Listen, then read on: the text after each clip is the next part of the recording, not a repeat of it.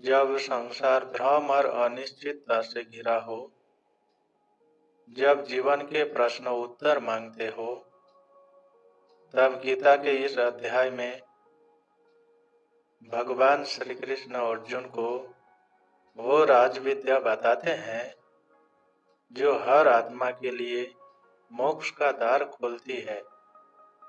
यह कोई साधारण ज्ञान नहीं, ये है परम रहस्य। हे अर्जुन, मैं तुझे वो ज्ञान बताने जा रहा हूँ जो सबसे श्रेष्ठ है। राजविद्या, राजगुह्य यानी ज्ञानों का राजा और रहस्यों का भी राजा। ये ज्ञान श्रद्धा से जानने योग्य है। ये हृदय को शुद्ध करता है और एक बार जिसने इसे जान लिया फिर कुछ जानना शेष नहीं रहता।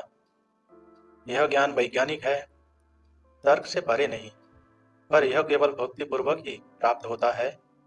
हे अर्जुन, मैं ही ये संसार हूँ, मैं ही जल का स्वाद हूँ, मैं ही अग्नि की गर्मी हूँ, मैं ही जीवन की सांसें हूँ, मैं ही ओम हूँ, मैं ही वेद हूँ, मैं ही यज्ञ हूँ, मैं ही मंत्र, मैं पिता भी हूँ और माता भी, मैं ही आधार हूँ और आश्रय भी।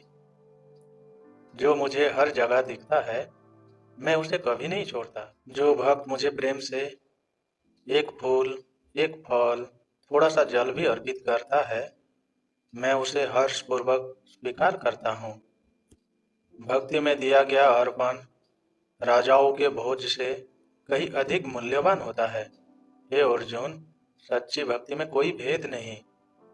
कोई स्त्री हो या पुरुष, वैश्य हो या शूद्र, जो मेरे शरण में आता है वो परम गति को प्राप्त करता है। पार्थ, यदि कोई अत्यंत पापी भी सच्चे मन से मेरा स्मरण करता है तो वो भी शीघ्र ही धर्मात्मा बन जाता है। हे अर्जुन, ऐसा भक्त सदा के लिए मेरा होता है।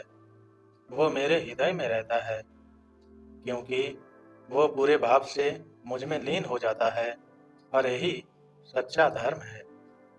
हे अर्जुन, मन, बुद्धि और आत्मा से यदि तू केवल मुझ में लीन हो जाएगा तो मैं तुझे इस संसार के बंधनों से मुक्त करा दूंगा। मुझ में मन लगा, मुझ में श्रद्धा रख, मेरी पूजा कर, मेरी शरण में आ, मैं तुझे कभी नहीं छोड़ूंगा। यही है वो परम रहस्य जो आज मैंने तुझे बताया। जो इस परम रहस्य को श्रद्धा से सुनता है वह पुण्य को प्राप्त करता है।